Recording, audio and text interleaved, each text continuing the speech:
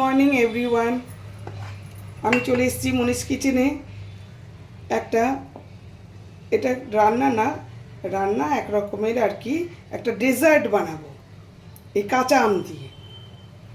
এই জন্য কাঁচা আম কুটি কুটি করে কেটে রেখেছি কালকে রাতে, ওই জন্য একটু কালো মতো হয়ে গেছে, কিছু হবে না ওটার জন্য। এবার এটাকে আমি পেস্ট করে নেব, দেখতে থাকো, সঙ্গে থাকো। এই যে আমার আমটা একদম স্ম্যাশ করে নিয়েছি মিক্সিতে, একটুও দানা নেই, এইভাবেই করতে হবে। নেক্সট প্রসেস দেখাচ্ছি। আমি জল নিয়েছি একটা বাটিতে, এই যে চিনি দিয়ে দিচ্ছি এর মধ্যে। এবার আমি বেশ খানিকটা চিনি দিয়ে দিলাম। চিনি দিয়ে এবার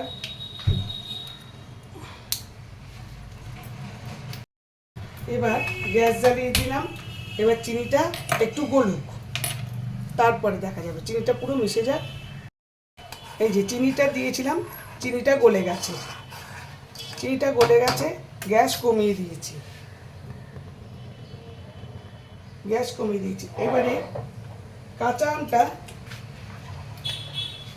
আমটা দিয়ে দিলাম।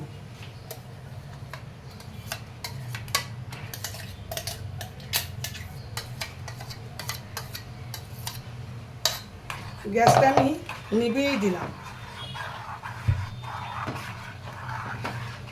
আমি ওটাকে ভালো করে একদম করে নিয়েছি, আর উপরে কয়েকটা টুকরো আম রেখে দিয়েছি। এবার আমি পাউডারটা দিয়ে দেব।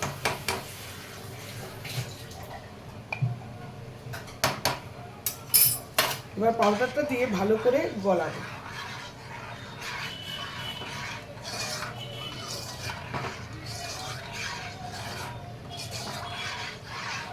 ভালো করে একদম গলে গেছে। এইবার আমি গ্যাসটা জ্বালিয়ে দিলাম। ভালো করে ফুটুক, টকবক করে ফুটলেই হবে। এই দেখো, এই যে চিনি দিয়ে যে চিনি দিয়ে যে আমের পুডিংটা, সেটা আমার ফুটে গেছে। এবার গ্যাস বন্ধ করে দিলাম। এবার ঠান্ডা হোক, তারপর দেখাবো তোমাদেরকে। দেখো আমার কাঁচা আমের পুডিং চিনি দিয়ে একদম, দেখো একদম নড়ছে না। এটা এবার ফ্রিজে রেখে দেবো।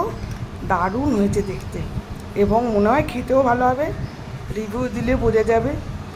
Thank you for watching. আমি আবার আসছি একটা কোনো রেসিপি নিয়ে মনির কিচেনে।